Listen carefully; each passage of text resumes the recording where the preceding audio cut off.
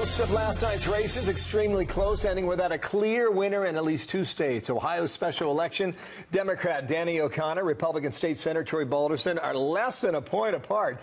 Check that out, 0.9. Provisional absentee ballots might determine the outcome there. In Kansas, the Republican governor's primary, Secretary of State and Trump ally Kris Kobach neck and neck with the incumbent Jeff Colyer, the two deadlocked, with Kobach leading Colyer by a few hundred votes. Are we getting a glimpse of the battle to come in November? Ronna McDaniel, Chairwoman of the RNC, with us live. And nice to see you. Welcome back. Go ahead and characterize last night. How do you see it? Well, last night was a great night for Republicans. Obviously, President Trump is somebody who makes a difference in elections with the candidates that he endorsed in Michigan, where I am.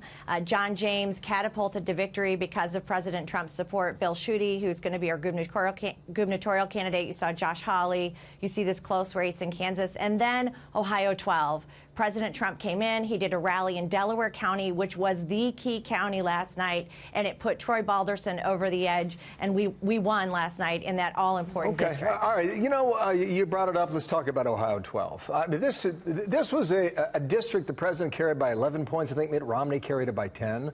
Well, why would it even be this close, Ronna? You know, I think that's a really tough comparison because when President Trump won, 377,000 voters turned out. It was a presidential year. And to compare that to a special election in August, a week before school starts, just isn't fair. So only 200,000 voters turned out last night. It was about ground game. It was about turning out your vote. And Republicans turned out. And complacency is the thing we're most concerned about as a party. People feel good. We have the White House. We have the House. We have the Senate. Our economy is doing well. We have to wake up our voters and let them know you've got to fight for this comeback. You know what the Democrats are going to say? They're going to say that visit on Saturday drove their voters to come out in northern Franklin County and parts of Delaware County. I know you're going to take the other side of that. Do you think the visit on Saturday even kept this thing close?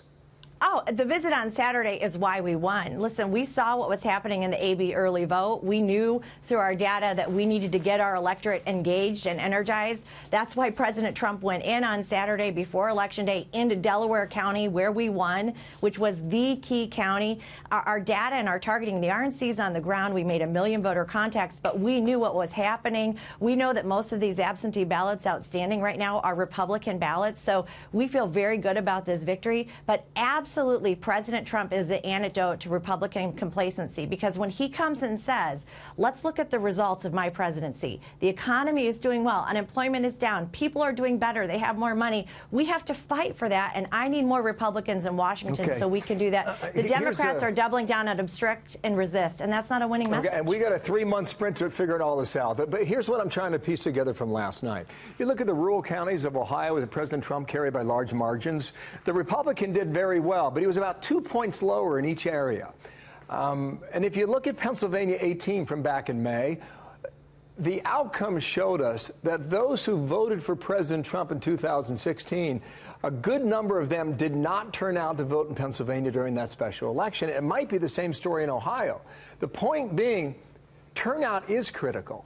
But if you're not getting the same levels of support from 2016, the midterms could be really tough for the RNC and Republicans in Washington.